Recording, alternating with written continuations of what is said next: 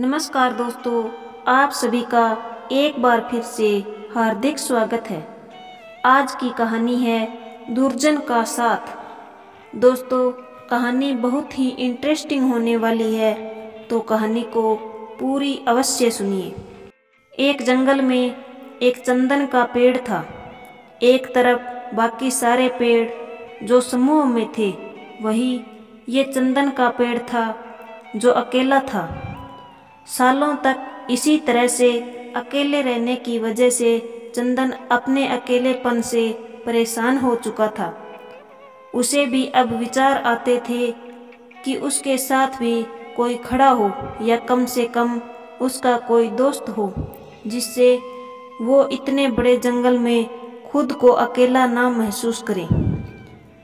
एक दिन उसने अपने सामने कुछ अंतर पर खड़े पलाश के पेड़ से कहा, तुम तो दिखने में बहुत सुंदर हो, तुम्हारे फूल कितने सुंदर है। मुझे पता है तुम्हारे कई सारे मित्र होंगे, लेकिन अगर तुम चाहो तो मैं भी तुम्हारा मित्र बनना चाहता हूँ। पलाश का पेड़ मुस्कुराया और बोला, हाँ हाँ, क्यों नहीं, बल्कि मुझे तुम्हें मित्र बनाकर खुशी होगी, क्योंकि तुम ज़्यादा सुंदर ना सही, लेकिन तुम्हारी खुशबू इस पूरे जंगल को महकाती है। तुम्हारी वजह से हमारे आसपास की हवा खुशनुमा रहती है और हमारा दिन अच्छा गुजरता है। पलाश की मीठी मीठी बातें सुनकर चंदन के पेड़ को बहुत अच्छा लगा। उसे लगा कि आखिरकार वो अब अकेला नहीं रहेगा और पलाश उसका सच्चा मित्र बन जाएगा। लेकिन वो कितना गलत सोच रहा था, ये उसे अपने भविष्य में पता चलने वाला था। एक दिन एक लकड़हारा पलाश के पेड़ की छाया में आराम कर रहा था। लकड़हारा काफी चिंता में दिखाई दे रहा था। पलाश ने उसे उसकी चिंता का कारण पूछा तो लकड़हारे ने उसे बताया कि वो जंगल से सूखी लकड़ियां काटकर उन्हें बाजार में बेचता है और उनसे पैसे कमाता है, और इस तरह से वो अपना घर चला पाता है। लेकिन आज पूरा दिन जंगल में घूमता रहा, फिर भी उसे कोई भी सूखा पेड़ नहीं मिला जिसकी लकड़ियां काटकर वो बेच सके। आखिरकार थक कर वो यहाँ आराम करने बैठ गया।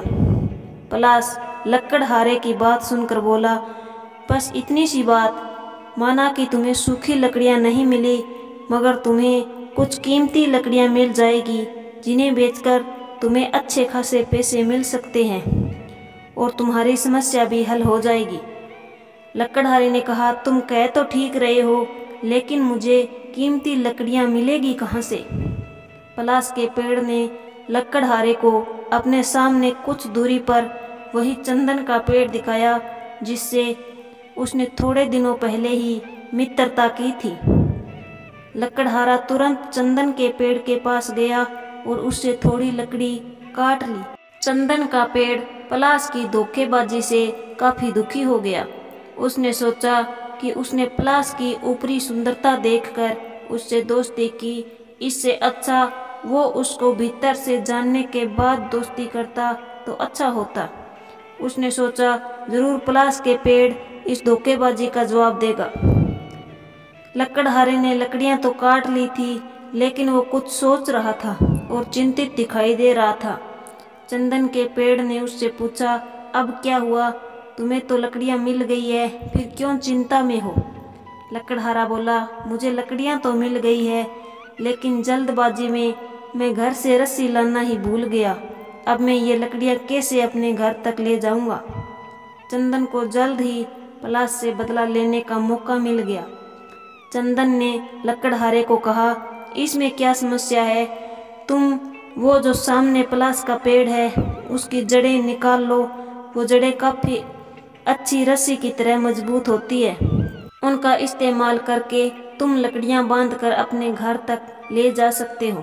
लकड़हारा चंदन के पेड़ के दिए सुझाव से खुश हो गया और तुरंत पलाश के पेड़ को जड़ से उखाड़कर उसकी जड़ों को रस्सी की तरह इस्तेमाल करके लकड़ियों को बांधकर अपने घर लौट गया।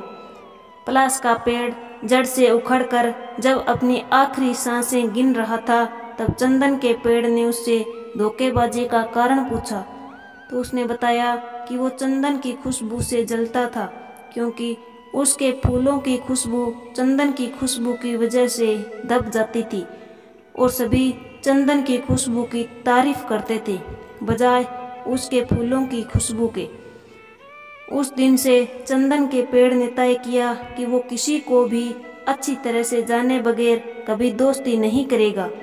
उसे ये भी समझ में आ गया कि दुर्जन के साथ से अच्छा अकेला रहना ही होता है। तब से चंदन का पेड़ जंगल में अकेला ही रहता है। दोस्तों, दुर्जन का साथ कहानी आपको कैसी लगी? अगर आपको पसंद आई हो तो वीडियो को लाइक कर दीजिए और ऐसी ही और कहानियाँ सुनने के लिए मेरे YouTube चैनल धर्म गुरु जाम्बो जी को सब्सक्राइब कर लीजिए।